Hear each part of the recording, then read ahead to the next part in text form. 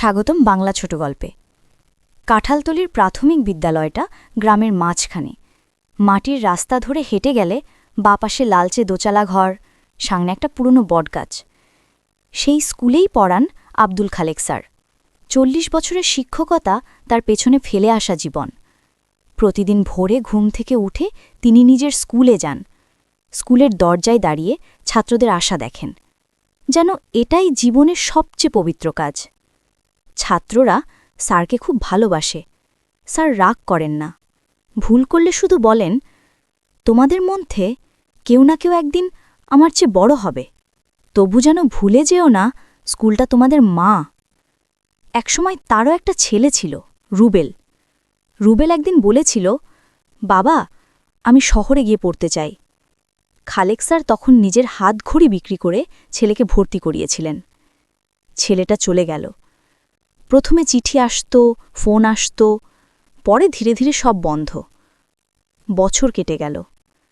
Khalek sir এখন বৃদ্ধ, চোখে কম দেখে, হাঁটতে কষ্ট হয়, তবু প্রতিদিন স্কুলে যান, কারণ তিনি বিশ্বাস করেন, যতদিন স্কুলে ঢুকতে পারব আমি বেঁচে আছি। একদিন বিকেলে স্কুলে এক তরুণ এলো, চোখে সানগ্লাস, পরনে দামি পোশাক। সে বলল, স্যার, আমি একটা ভিডিও করতে চাই, গ্রামীণ শিক্ষকদের নিয়ে। স্যার হাসলেন, বেশ, করো বাবা, কিন্তু আমি কি বলবো?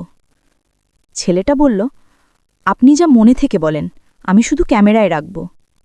স্যার ধীরে বললেন, আমি তো শুধু শেখাই, নিজে কিছু বড় হতে পারিনি, তবে চাই আমার ছাত্ররা যেন হয়। আমার নিজের ছেলেও শহরে আছে, সে যদি জানত আমি এখনও ওদের জন্য পড়াই। তরুণটা চুপ করে গেল, তার চোখে জল টলমল করছে।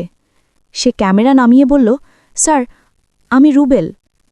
খালেক স্যার স্থির হয়ে গেলেন, চোখে কিছুটা বিস্ময়, কিছুটা কাঁপন। তুই রুবেল? রুবেল এগিয়ে এসে তার হাত ধরে বলল, বাবা, আমি তোমাকে খুঁজছিলাম, শহরের ভিড়ে হারিয়ে গেছিলাম, কিন্তু আজ বুঝলাম আমি আসলে এখানেই আছি। খালেক স্যার শুধু বললেন, বাবা, তুই আমার সবচেয়ে বড় পাঠ। দুজন বসে রইল পুরনো বটগাছের নিচে, চারপাশে পাখির ডাক, দূরে বাচ্চাদের হাসির শব্দ। রুবেল বলল, বাবা, আমি তোমার গল্পটা ছড়িয়ে দিতে চাই। স্যার মৃদু হেসে বললেন, আমার গল্প নয় বাবা, তোমাদেরই গল্প বলো, যারা ভুলে গিয়ে ফিরে আসে। পরের সপ্তাহে ভিডিওটা ভাইরাল হয়। শিরোনাম, একজন শিক্ষক যিনি আজও স্কুলে যান নিজের সন্তানের জন্য। দেশ জুড়ে মানুষ আবেগে ভেসে যায়। কিন্তু তার কয়েকদিন পরেই খবর আসে, খালেক স্যার আর নেই। স্কুলের টেবিলের উপর রাখা ছিল তার চশমা, আর একটা কাগজে লেখা, আমি ক্লাসে আছি, এবার তুই শেখা শুরু কর। শিক্ষকরা কখনো আসলে চলে যান না, তারা থেকে যান প্রতিটি উচ্চারণে, প্রতিটি শ্বাসে, যেভাবে কোনো শব্দ জন্ম দেয় হাজার জীবনের আলো। বাংলা ছোট গল্প টিমের পক্ষে তোমাদের সাথে ছিলাম আমি আদিবা তাসনিম অনন্যা। গল্পটি কেমন লাগলো কমেন্টে লিখো, ভালো লাগলে একটা লাইক দাও, আর প্রতিদিন নতুন গল্পের জন্য সাবস্ক্রাইব করো। ধন্যবাদ আমাকে শোনার জন্য। ভালো থেকো সবসময়।